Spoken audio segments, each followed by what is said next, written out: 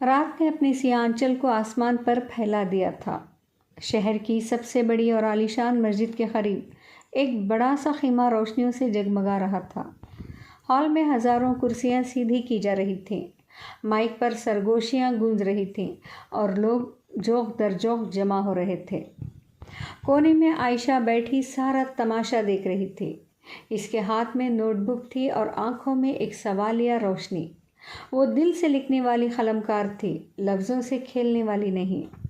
اس کے قلم نے ہمیشہ سچ کہا تھا اور آج بھی اس کے دل میں ایک عجیب سا طوفان اٹھا ہوا تھا۔ وہ اپنے جذبات سنبھالنے کی پوری کوشش کر رہی تھی۔ اسٹیج کے پاس کاشف کھڑا زہریلی ہنسی ہنس رہا تھا۔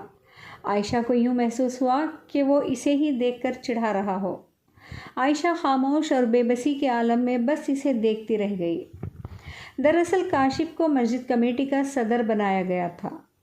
علماء اکرام سے لے کر شہر کے ذمہ داران سبھی اس کو مبارکبادیاں دے رہے تھے اور اسی کے اعزاز میں آج کا پروگرام منعقد کیا گیا تھا، لیکن ہوا کے جھونکوں سے لہراتے ہوئے بینر پر لکھا تھا اصلاحی پروگرام مسجد کمیٹی۔ کاشف کی آنکھوں میں غرور تکبر بھرا تھا۔ وہ بھی کیوں نہ ہو، آخر اس نے وہ پا لیا جس کے لیے وہ نااہل تھا۔ شہر کی سب سے بڑی مسجد میں صدر کا عہدہ پا کر وہ خود کو مزید طاقتور محسوس کر رہا تھا۔ اس کی جیب مسجد کے چندے کے نوٹوں سے بھری ہوئی تھی۔ چلتے پھرتے لوگ اسے سلام کہہ رہے تھے۔ کوئی اس کی گلپوشی کر رہا تھا تو کوئی اسے ریشمی شال اڑا رہا تھا۔ کسی نے آگے بڑھ کر اس کے ہاتھ چومے تو کسی نے گلے مل کر اسے خوش کرنا چاہا۔ سارا منظر دیکھ کر کم سن نوجوان بچے اسے اپنا آئیڈیل مان رہے تھے، جبکہ شہر کے لوگ کاشف کے بارے میں سب کچھ جانتے تھے۔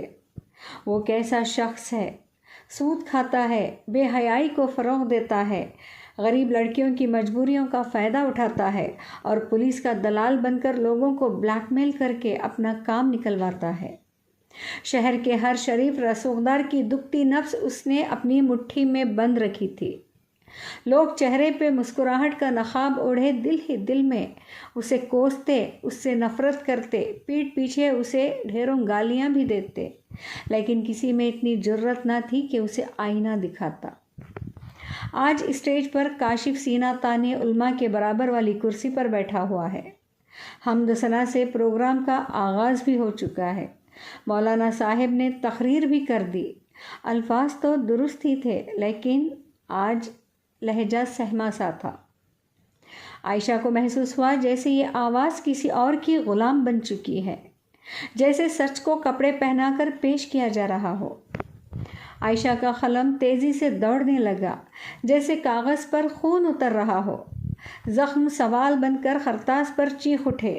یہ منبر کبھی حضرت عمر کے عدل کا گواہ تھا، یہ جگہ کبھی امام مالک کی غیرت کا چراغ تھی، یہی زمین امام احمد بن حنبل کے صبر سے مہک چکی تھی۔ آج اس پر کاشف جیسے بدکرداروں کے ناپاک قدم کیوں پڑ رہے ہیں؟ عائشہ کے سوالوں کے ساتھ اس کی روح گھائل ہو رہی تھی، اور وہاں اسٹیج پر مولانا کی تقریر ختم ہوئی۔ کاشف مائک تھامے دین کی باتیں کرنے لگا۔ کاشف کے ڈائلاگز پر پورا ہال تالیوں سے گونجنے لگا۔ لوگ واہ واہی کرتے ایک ایک کر گھروں کو لوٹ رہے تھے اور کچھ مزید تماشے کے لیے ابھی رک گئے۔ عائشہ کے صبر کا باندھ اب مکمل ٹوٹ گیا۔ وہ فوراً کرسی سے اٹھی اور مولانا کے قریب جا کر کہا، مولانا آپ نے آج حق کہا یا وقت کے ظالموں کو خوش کیا؟ کیا آپ جانتے ہیں آپ کے برابر کون بیٹھا تھا؟ کیا آپ سینکڑوں لڑکیوں کی چیخیں بھول گئے؟ کیا آپ کو نوجوانوں کے مستقبل کا خیال نہیں رہا؟ کیا آپ کو آنے والی نسلوں کی فکر نہیں ہوئی؟ کیا منبر کی کرسی اتنی کمزور ہو گئی ہے کہ کاشف جیسا آدمی اس پر فخر سے بیٹھے اور آپ اس کی شان میں قصیدے پڑھیں؟ آپ دنیا کو دین کا یہ کون سا چہرہ دکھا رہے ہیں؟ عائشہ کے سوالوں پر کل تک منبر و محراب پر چیخ چیخ کر ایک دوسرے کو کافر کہنے والوں کی زبانیں آج خاموش تھیں اور نظریں شرمندگی سے جھکی ہوئی تھیں۔ وہ جو کل تک حق کے دعوے دار تھے، آج سچائی کے آئینے میں اپنا چہرہ تک دیکھ نہیں پا رہے تھے۔ کاشف پھر وہی زہریلی مسکراہٹ لیے بولا، محترمہ یہ دنیا ایسی ہی چلتی ہے، کچھ لوگ سمجھوتا کرتے ہیں تو کچھ عمر بھر بس لکھتے ہی رہ جاتے ہیں۔ کاشف کے اس طنز سے عائشہ کے ہونٹ کپ کپا گئے، صبر کے پیمانے چھلکے اور اب اس کی زبان نہیں اس کی روح چیخ رہی تھی۔ اے وقت کے یزیدو، اے کوفیوں کے وارثوں، تم نے حق کو پامال کیا ہے اور باطل کو سینے سے لگایا ہے۔ تمہارے ہاتھ بظاہر تو بے داغ ہیں، مگر تمہاری خاموشی، تمہارا جھکاؤ، تمہاری سازشیں سب کچھ بتا رہی ہیں کہ تم بھی اس یزیدی قافلے کے ساتھی ہو جنہوں نے کربلا میں حق کے علمبردار حسین کو تنہا چھوڑا۔ نہ حسین نے سمجھوتا کیا تھا، نہ ہی امام حنبل نے سمجھوتا کیا۔ انہوں نے کوڑے کھائے، شہادت نوش کی، مگر حق نہیں بیچا۔ انہوں نے مسجدوں اور اپنے ایمان کا سودا ہرگز نہیں کیا۔ مولانا، اگر آپ جیسے عالم ڈر جائیں تو یہ عوام کہاں جائے؟ اگر منبر جھک جائے تو ملت کہاں کھڑی ہوگی؟